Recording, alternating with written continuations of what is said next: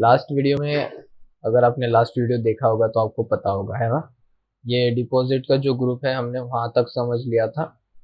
उसके बाद वाले जो भी यहाँ पे रिमेनिंग ग्रुप्स हैं हम उनको समझ लेते हैं, ठीक है। देखो यहाँ पे ड्यूटीज एंड टैक्सेस ये ग्रुप रहेगा। तो इस ग्रुप को हम कब यूज करेंगे? जब भी हम ट्रांजैक्शन में टैक्सेशन यूज करेंगे, है ना। जब भी हम हमारे ट्रांजैक्शन में टैक्सेशन यूज करेंगे तब हम ड्यूटीज एंड टैक्सेस इस ग्रुप को यूज करेंगे। जैसे कि अगर आप सेल परचेस कर रहे हो, ठीक है, सेल परचेस कर रहे हो, सेल परचेस करते टाइम अगर आप कोई टैक्स लगाते हो, जैसे कि फॉर एग्जांपल मैं बताता हूँ कि अगर आप वैट यूज करते हो, अगर आप सीएसटी यूज करोगे, अगर आप जीएसटी यूज करोगे, है ना। ऐसे अगर आप टैक्सेशन यूज करते हो ट्रांजैक्शन में, तो आपको टैक्स के जो है वो लेजर बनाना होता है ना। तो जैसे सपोज जैसे आप जीएसटी यूज कर रहे हो अपने ट्रांजैक्शन में, तो आप सीजीएसटी बनाओगे, एसजीएसटी बनाओगे, है ना। तो ऐसे आपको लेजर बनाना होता है, ठीक है। तो लेजर, ये जब आप लेजर बनाओगे तो इन लेजर्स को ड्यूटीज एंड टैक्सेस इस ग्रुप के अंडर में आपको रखना होता है, ठीक है। तो बस ज़्यादातर आपको जब भी आप टैक्सेशन यूज करोगे तभी आपको इस ग्रुप की ज़रूरत होती है, ठीक है। ये करंट लाइबिलिटीज के ग्रुप के अंडर में होता है, ये सब ग्रुप है, ठीक है, ड्यूटीज एंड टैक्सेस। ये जो प्राइमरी ग्रुप है करंट लाइबिलिटीज, इस ग्रुप के अंडर में होता है, ठीक है। उसके बाद यहाँ पे लोन एंड एडवांसेस है, ठीक है। यहाँ पे क्या होगा इस सिचुएशन को हम समझ लेते हैं।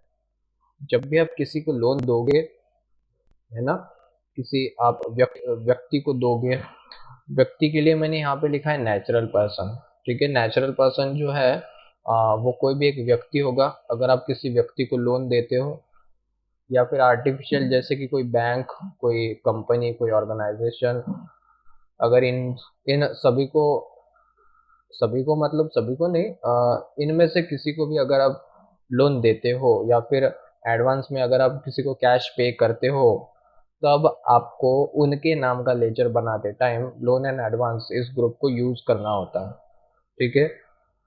तो उसके बाद यहाँ पे रहेगा प्रोविजन। देखो प्रोविजन की तो आपको ज़्यादा ज़रूरत पड़ेगी नहीं, लेकिन अगर कुछ इस तरीके का अगर आप काम करते हो, कौन से तरीके का, मैं आपको बस एक सिंपल सी सिचुएशन बता देता हूँ। देखो फ्यूचर बिजनेस में जो भी आपके फ्यूचर एक्सपेंसेस होंगे या फिर हो सकते हैं, उसके लिए आप प्रिपेयर होगे, प्रिपेयर आप होना चाहोगे, ठीक है। तो ऐसे खर्चों के लिए आप कोई एक लेजर बनाओगे, कोई एक अकाउंट बनाओगे, है ना। तो उस लेजर के लिए प्रोविजन इस ग्रुप को आपको यूज करना होता है, ठीक है। जैसे कि कोई एक्सपेंसेस या फिर कोई खर्चा अगर आपको देना है, ठीक है, लेकिन वो आप क्या करते हो, अगले फाइनेंशियल ईयर में वो आप देना चाहते हो, ठीक है। या फिर अभी का कोई भी अगर एक्सपेंस होगा तो वो एक्सपेंस अगर आप अगले साल देना चाहते हो, तो ऐसे ट्रांजैक्शन के लिए जो भी आप लेजर बनाओगे, ठीक है, जैसे कि एग्जांपल हो सकता है कि फीस पेबल, या फिर सैलरी पेबल, या फिर इलेक्ट्रिसिटी एक्सपेंसेस पेबल, ऐसे कोई अगर ट्रांजैक्शन होते हैं, ऐसे कोई अगर लेजर्स होते हैं, तो उन लेजर्स के लिए आप जो है वो प्रोविजन इस ग्रुप को यूज कर सकते हो, ठीक है। तो उसके बाद यहाँ पे रहेगा रिजर्व एंड सरप्लस। इसमें क्या होगा कि आपको तो सबसे पहली बात आपको पता नहीं होता कि आपके बिजनेस में आगे आने वाले टाइम में प्रॉफिट होगा कि लॉस होगा। कुछ भी हो सकता है आपके बिजनेस में, या तो आपके अगर आपकी कोई कंपनी है, कंपनी में कभी भी आग लग सकती है, कभी भी शॉर्ट सर्किट हो सकता है। तो जब शॉर्ट सर्किट होगा, जब आपके कंपनी में आग लगेगी तो आपका नुकसान होगा, है ना। तो उस नुकसान की भरपाई के लिए आप अभी से क्या करोगे कि जो भी आपका प्रॉफिट हो रहा है, आपके बिजनेस में से जो भी आपका प्रॉफिट हो रहा है, उस प्रॉफिट में से कुछ अमाउंट जो है वो आप फ्यूचर लॉसेस के लिए अलग निकाल के रखोगे। मतलब आगे आने वाले टाइम में अगर आपके बिजनेस में कुछ भी होता है, ठीक है, तो उस प्रॉब्लम को जो है वो मेंटेन करने के लिए, उस प्रॉब्लम प्रॉब्लम को सॉल्व करने के लिए आप इन पैसों को यूज करोगे। ठीक है। सिक्योर्ड लोन्स में क्या होता है कि देखो, सिक्योर्ड लोन में मैं आपको एक बढ़िया सा एग्जांपल बता देता हूँ। अगर आपको पैसे की ज़रूरत है तो आप क्या करोगे, अपने दोस्त दोस्त जो भी आपका रहेगा, आप अपने दोस्त को पैसे उधार मांगोगे। ठीक है। लेकिन लेकिन वो क्या करेगा कि वो ये कहेगा कि मैं पैसे तो तुम्हें दे दूंगा, लेकिन मुझे गारंटी चाहिए, या फिर वो कह सकता है कि मुझे सिक्योरिटी चाहिए, है ना। मैं पैसे तो तुम्हें दे दूंगा, लेकिन क्या गारंटी है कि तुम मुझे मेरे पैसे वापस दोगे, है ना। तो एक वहाँ पे आप ट्रांजैक्शन करते हो कि ठीक है, वो जो आपका दोस्त है वो आपको पैसे तो देगा, लेकिन उसके बदले आपकी कोई एक प्रॉपर्टी, आपकी कोई एक असेट जो है, आपकी कोई एक चीज़ जो है वो उसके पास आपको गिरवी रखने को कहता है ना। जैसे कि आप गोल्ड लोन लेते हो, या फिर किसी बैंक से आप लोन लेते हो, है ना।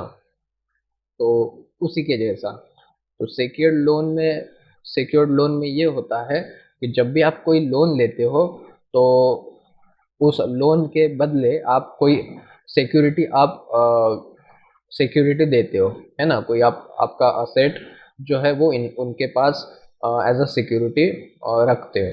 तो इस तरीके से आप सिक्योर्ड लोन्स को यूज़ कर सकते हो। जैसे कि आपने अगर बैंक से लोन लिया, या फिर अपने किसी दोस्त के तरफ से अगर आपने लोन लिया, तो लोन लेते टाइम आप उनके पास से पैसे लोगे, और कोई एक आपकी चीज़ आप उसके पास या तो गिरवी रखोगे, या फिर जब तक आप पैसे उसको लौटाओगे नहीं, तब तक वो जो चीज़ रहेगी वो आपकी उसके पास रहेगी एज अ सिक्योरिटी।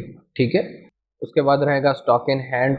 ठीक है, ये आपको इसकी ज़रूरत नहीं पड़ेगी, क्योंकि जो भी आपका स्टॉक होगा, वो स्टॉक आइटम, स्टॉक क्वांटिटी, और गोडाउन में कितना माल रिमेनिंग है, वो सब आपको ऐसे ही पता चल जाएगा। ठीक है।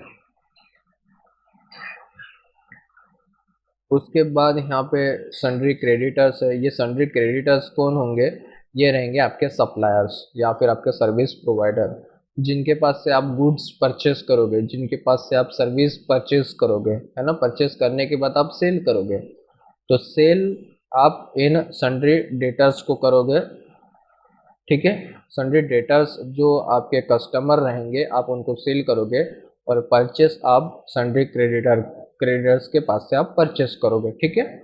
इनके पास से आप, ये जो सन्ड्री क्रेडिटर है, इनके पास से आप सर्विस या फिर गुड्स परचेस करोगे, और सन्ड्री डेटर्स को आप, मतलब आप अपने कस्टमर्स को सर्विस या फिर गुड्स बेचोगे। ठीक है। उसके बाद यहाँ पे ये अनसिक्योर्ड लोन है। अब देखो, यहाँ पे ये जो लोन रहेगा, इसमें कोई आपकी सिक्योरिटी नहीं रहेगी। मतलब ऐसे होगा कि आप ऐसे जैसे कि आप अपने दोस्त के पास से पैसे लेते हो बिना कुछ सिक्योरिटी दिए। जैसे कि अगर आपने आपके दोस्त के पास से पैसे लिए, ठीक है, तो वो आपको ये नहीं कहेगा कि नहीं, तू अगर मेरे पास से पैसे ले रहा है तो तुझे कोई अपनी चीज़ मेरे पास गिरवी रखनी होगी। तो ऐसा कुछ नहीं होता यहाँ पे। ठीक है। इसीलिए ये अनसिक्योर्ड लोन होता है। ठीक है। यहाँ पे आपको आपके पैसे, जिनके पास से भी आप पैसे ले रहे हो, तो उनके पास से, देखो यहाँ पे अगर किसी के भी पास से आप पैसे लेते हो, ठीक है, तो उनको पैसे मिलेंगे इसकी गारंटी नहीं रहती, है ना। यहाँ पे तो देखो, मैं यहाँ पे आपको अपनी लेवल पे बता रहा हूँ। मैं जैसे भी बता सकता हूँ आपको, बिल्कुल देसी भाषा में, है ना। लेकिन कोई भी पोर्शन अगर आपको नहीं समझ में आता है, तो आपको रेफरेंसेस बहुत मिल जाएंगे। ठीक है। आप यूट्यूब पे, गूगल पे भी सर्च करोगे तो आपको बहुत कुछ मिल जाएगा। तो देखो, मुझे ग्रुप्स में तो बस इतना ही बताना था आप लोगों को। और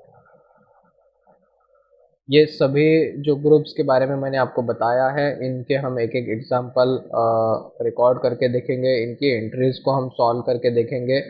और तब क्या होगा, तब ये जो ग्रुप्स है, ये ग्रुप्स आपके लिए और भी मतलब क्लियर हो जाएंगे, है ना। तो टेंशन मत लो, अगर आपको ये नहीं समझ में आ रहा है तो आप इसको रिपीट भी देख सकते हो, ठीक है। तो नेक्स्ट वीडियो में हम क्या करेंगे, नेक्स्ट वीडियो में हम इन सभी जो ग्रुप्स हमने देखे हैं इन सभी ग्रुप्स के लिए एक एक ट्रांजैक्शन हम सॉल्व करके देखेंगे, ठीक है। तो फिलहाल इस वीडियो में बस इतना ही, मिलते हैं नेक्स्ट वीडियो में, तब तक के लिए take care and good bye.